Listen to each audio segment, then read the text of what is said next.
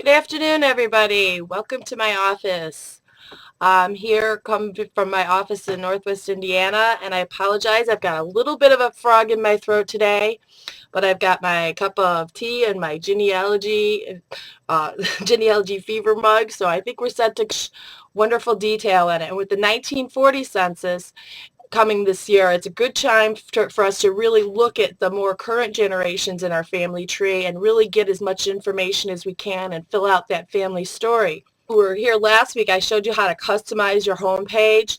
My favorite little widget to have on the home page is this record collections. And what this does when it adds it to your home page is it brings up these direct links to get rid of ones you don't use a lot. But it's really helpful to kind of customize your Ancestry homepage and make it work for you. Make it do the things that the things you do the most, make them the most available to you. So we're going to go right ahead and go right to the 1930 census, so we don't have to weed through all. This is the customize your homepage thing, and the record collections widget is right here, and this is how you add it to your homepage, and these are the arrows I was talking about right there. And you can just close this out when you're done. So we're going to go right to the 1930 census, and let's just do a search real quick for my great-grandfather. His name was John Zooks. And my great-grandfather I never met. He had died long before I was born. I did know my grandpa, though. So if you don't know, one of the basic pieces of information that you can fill in is a birth year, because this is really going to help you narrow your search for your ancestor. So one of the top three pieces is a place they lived, a birth year, and a name. Those are my top three pieces of information that I like to start any search with, because those are pieces of information that are found in most records. Even if I didn't know exactly what year my great-grandfather was born in, I knew my grandpa, and I knew he was born in 1906. So using a little bit of common sense things, we can look and say, okay, my grandpa was the first of three kids. Most people had their first kids when they're sometime in their 20s. So if we say, okay, grandpa was born in 1906, what if his dad was about 25 at the time? We can estimate that he was born maybe around 1881. And because I'm taking a guess, I want to give this a little wiggle room. So we can add plus or minus 5 years. This is going to give us a range of my great-grandpa being born any time, or grandpa being born any time when great-grandpa was in his 20s, just using that little bit of math. And I can narrow my search to that by clicking that exact only field. Now these exact only and these little option fields, you always want to make sure you're in this field where it says hide advanced, because if you're in a search form that says show advanced, you're in our basic form and you're not going to have these extra options. And you don't have to be an advanced user to use these. It just means more options, more flexibility, and more power for your search, and that's always a good thing. We could put in a birthplace, but sometimes birthplaces will throw things off. Birthplaces aren't always how you might expect them, and I'll show you a little example of that in a bit. I do know that my great-grandfather came over. He worked in the mines in southeastern Ohio, and then he moved up to Cleveland later. I wasn't sure about the dates at first on this, and I had to do a little more research. So if I didn't know exactly where in Ohio he lived, I could just specify a state. And of course I want to select from this, drop down the type ahead, because that's going to give me a more powerful search. So I'm going to start with just this basic information on him. Even though there's a lot of other fields we can fill out, may not need to, especially with a name like Zooks. And sure enough, here he is. The first name, the first hit that comes up is John Zooks. And you can see that I've already added this to my tree. And you can, if you haven't already added a record, you just click over here on this page tools and save that record to someone in your tree. And if you're like me, your eye might get caught over here by these suggested records. These are other records that Ancestry has found based on what you've entered into this search that may relate to your ancestor. And in fact, these all do relate to my ancestor. So my first instinct would be, okay, I've saved this to my tree. I found one record. Let's jump in and see what's in the 1920, 1910 passenger list. Really neat stuff. But we may be missing. A lot of times we go a little too fast. Let's take a look at what's actually on the record. So let's click through to this record and let's zoom in. And I'm going to widen out my screen a little bit so we can get a little better view. And you can see here Here's John Zooks and Teresa and Stephen and Irene. My grandfather was John Jr., and he was already married and living out of the house for a year by 1930, so I knew I didn't expect to find him here. But you could see that the first piece of information that the census gives you is where they lived. They lived at 4623 Denison Avenue, and that was in Cleveland, the city of Cleveland information. There's so many things you can do with that. And I want to encourage you to be a collector of addresses. In fact, oops, I want to show you a little chart that I made up.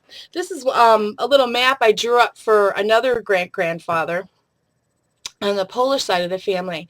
Remember that beginning in 1880, censuses recorded those house numbers and street names for people in cities. In rural areas, you may not get that street address, but just putting them in a township is often helpful. But what I like to do for my city ancestors is grab a map and try and go through and use these addresses along with addresses found in other records and try to, plot where the family lived. This is a map I actually got courtesy of the Polish Genealogical Society of the Greater Cleveland area. And I just went in and added little notations for the different addresses where my family lived. This is where my grandmother was born, where my great-grandmother died. Here's some census addresses. And right in the center of it all was St. Casimir's Church, the parish where they all went to church. So these are the kind of things that kind of tie your family together and tell you, okay, I want to be looking at St. Casimir's for records of that family. You also want to look at cemeteries in the area and any other place around there where your ancestors may have left records. And of course, it's even more helpful if you have other families in that same area. You can plot their addresses as well. So that's just one little tip for collecting addresses. So let's go back to the census and let's look and see what we have here. John and Teresa, you can see that he owned his own home and it was valued at $25,000, which was a fair amount. And when you compare it to the other homes on that page, it looks like they were doing fairly well. And this is a family that came over around the turn of the century and, as minors, so they really made a good life for themselves in that 20, 30 years there. John was married, he was white. It gives his age and the age of everyone in the household. We want to translate these ages into birth years because now when we go, if we go ahead here, it shows that they were married, and this is their age at first marriage. This is a great tip for going and finding those marriage records. We can look and say, okay, if he was 50 years old here, and his age at first marriage was 24 years old, that was 26 years prior to the census, so that would have put the date around 1904. And when we do the math with hers, it works out to be the same, so it looks like this was both of their first marriage, and we're going to want to go after that marriage. There is, it turns out, one caveat with this is that at some, depending on when the census was taken and depending on what time of year they were married, this may be off a year, so you may want to give that a little bit of wiggle room as well, but still a very good tip. In fact, they were born late in 1903, and birth, this is their, for here, this asks whether they attended school or not and whether they could read or not write. Your ancestors' literacy is important to know when it comes to judging, finding them in other records. You may want to know whether they could read or write. Was that their signature or someone else's? If they signed with a mark and you know that they were illiterate, then that makes sense and you may have a better chance of that being your ancestor. It gives their birthplaces and the birthplaces of their children. And in some cases, this is really helpful too. When you start seeing families that came in and perhaps stopped in New Jersey, had a child there, moved on to Pennsylvania, had a child there, you can start tracking their movements by the birth dates and the places of birth of the children. But one clue here is when we look at this last field here, where it says Magyar, this is a clue to their ethnic background. They were actually the part of, remember that in 1930, following World War I, and before 1930, all those lines in Europe, a lot of the borders were being redrawn. So following World War I, the borders of Hungary changed. Magyar is actually the native language of Hungary. And as it turns out, the counties where they were living in Hungary when they lived there before World War I were actually falling in Czechoslovakia by 1930. And in fact, now they're in present-day Slovakia. So this is a little bit of a clue to their ethnicity, and in their case, it's also a clue to where they live, because there were only a few counties that were carved off of Hungary and went into Czechoslovakia, so I can kind of narrow my search to that little region. That's not a set in stone type of thing, but it is a clue, because there were some Slovaks and you know, that lived in Hungary, and in fact, my great-grandmother, the family story as it is that she spoke Slovakian as well. So just interesting to note. And on this page, it's really interesting because you see some like my grandparents speaking Magyar. So it's an interesting little thing that you want to note. And let's move over a little bit. Oops, I can't move over because this thing is in the way.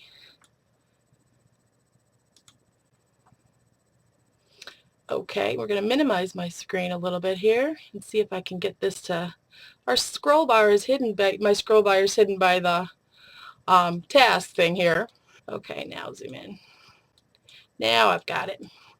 Okay, so let's go back and we'll scroll back down to my ancestors entry here.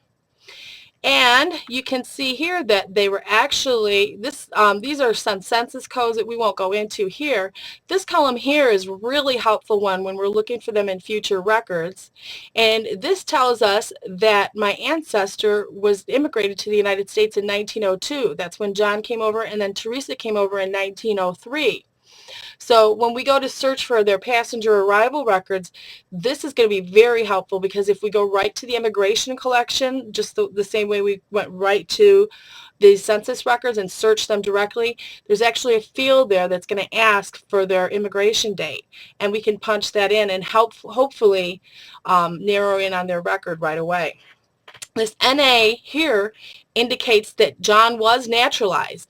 Teresa probably derived her citizenship from him, so we probably won't find a naturalization record for her, but we definitely want to go look for his. And in fact, if we go back to that 1920 census record that we saw there on those suggested records, the 1920 census asked for the year of naturalization. So we would want to go back and look for that year in the 1920 census, and presuming he had been naturalized before 1920, we would find that date there. Other abbreviations you might find in this field would be PA, which meant that they had applied for their first papers, but they had not completed the process yet. Or you may find AL, which meant that they were alien. It means they were born in a foreign country and they had not yet begun the naturalization process. Now this next field here asks whether or not they spoke English, and this is another one that a lot of times we gloss over and don't pay a lot of attention to, but it's an important one, because when you see a no in that field, think about the implications. For example, my great-grandfather on the other side, the Polish great-grandfather, when I found them in 1910, there were some pretty big inconsistencies. I was pretty confident that it was the family. A lot of the things matched up, but there were a couple things that were red flags and that were wrong, just flat out wrong. But then when I looked at that column, I could see that they could not speak English yet. Hadn't been in they'd been in the country for a few years, but they hadn't learned English yet. And I look at the name of the enumerator, and it was an Irish surname. So this Irish enumerator was trying to communicate with my Polish-speaking ancestors, and that kind of explains why there may have been some errors. They may have had a neighbor helping them interpret or something, and there may have been some miscommunication, but that would explain a lot. So take a peek at that column and make a note of that. Occupation is another thing that's listed here, and this is helpful when you want to identify your ancestors in like city directories and different records that list an occupation. It's very important if you have common surnames. And you can see he was an independent contractor. He was listed as an employer. That's what this E indicates. And it looks like his son may have been working for him. He's listed as a worker, as a mason contractor. This column here, again, these ones that have the yes or no answers, I find a lot of times I just gloss over them. But this one's kind of important when you look at it in the context of the times. This is 1930, the beginning of the Great Depression. And you can see here that they were actually, it asks whether you were actually at work yesterday or on their last regular working day. So if you look down the page, most of the people here were employed yesterday. There are a few down towards the bottom, and if you actually scroll the neighborhood, you start seeing more and more of people in this working class neighborhood that were starting to feel the pinch of the Great Depression. They were unemployed at the time. And a last column I want to bring your attention to is the conflict. And this, they ask yes or no, and also which conflict. And as we go down here to the bottom of the page, oops, let me move down here. You can see down here are the abbreviations, and there are a lot of other abbreviations and different little factoids down here on the bottom of the page that may help you understand this. Of course, if you do find out that your ancestor served, you're going to want to go and find him in some military records. Let's go back to the beginning for just a minute, because we did a search for John. Oh, here, I'm going to click through. We used his surname and everything, and a lot of people, you may be thinking, okay, John Zukes, that's not a very unusual name, so perhaps, he was easy because of the more unusual name. I want to show you some of the power that by using some of these other fields to search for your ancestor. Okay, we knew that John Zukes, perhaps John's last name was misspelled, as many of our ancestors are. Sometimes we get hung up on that last name, and we always want to put it in. But if we look at this, we could say John, and we're going to leave out a last name. Say his name was completely mangled by the enumerator. And we'll put in that 1881 date, even though he was actually born in 1879. And we'll give it that wiggle room, just as we did before. And then he lived in Ohio. So we knew those pieces of information. What we can also do is add in other family members, because even if the last name is mangled, when you put in that family structure, your search gets really powerful. And we can add in his spouse Teresa, add in his son Stephen, because we knew he was still living at home. And you can add in a lot of family members, or even stop with a few. Let's try and search just without even Irene. I haven't actually tried this, so this will be an interesting study. I know when I put in Irene, they come up right to the top. Okay, this actually brought in a few others, but here's John and Teresa right here, even without a last name at all. If I added in Irene, John, and Teresa, they shoot right up to the top. They're the very first entry. So that's really a helpful thing to know, is that you can play around with these searches. The great thing about it is you can't break it. Play around, work with those different pieces of information. When you click this edit search, you can go in and adjust whatever you want.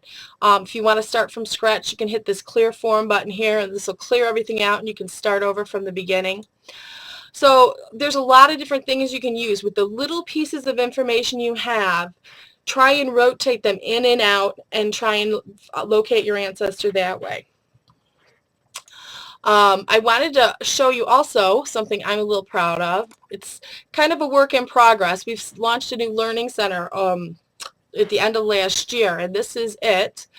If you want to take a peek around here, we know that there are a few things that are missing. We're working to add them back in. This was a big process. We had over a decade worth of articles, and some of them were a little dated, so we wanted to clean some of that out, bring you some of the best content and surface it. And so look here every so often. You'll find a lot of different things. If you go to our Family History 101 tab here, you can access it either through this home page of it or through the tabs on the home page or on the center. But this Family History 101 tab is going to take you to all of our social media outlets, all the live stream videos that you've been enjoying from Krista Cowan and Ancestry Ann and myself. You can access them all quickly through this link. Our Facebook community is here, Sticky Notes blog where you find Ancestry Ann, and a lot of other neat stuff. We're going to start posting a lot more on that. Our YouTube channel has some videos and webinars there. And also you can follow us on Twitter. You'll also find our newsletter articles, and you can look at this week's weekly discovery. You'll see a list of next week's live stream events in there. So we'll have everything scheduled out for you, and you'll be able to see what we have coming up. But a great place to go and visit. And if you have any feedback, I would love to hear from you, because like I said, this is something that it's kind of evolving as we go along, and we would love to hear. Just click on this Welcome to the New Learning Center, and here's an email out. Thank you very much for your time. I hope you've enjoyed this, and we hope to see you back soon. Have a good day.